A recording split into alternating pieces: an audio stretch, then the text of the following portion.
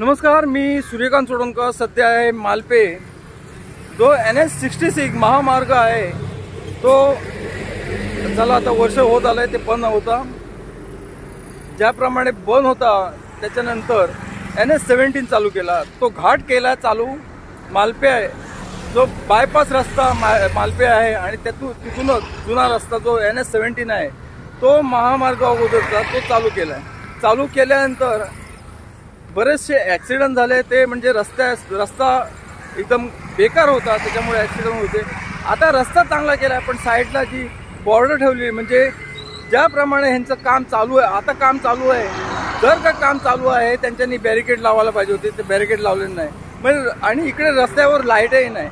रात्रीच्या वेळेत काहीशे गाड्या येतात, त्यांना कळत नाही. नवीन गाडी टुरिस्ट वगैरे येतात, त्या गाड्या साईडला घेतात आणि गाडीचा कंट्रोल जातो. असे अपघात किती ह्या महिन्यात आता 2 वेळा ॲक्सिडेंट झाला आहे, पण कित्येकशे ॲक्सिडेंट झालेले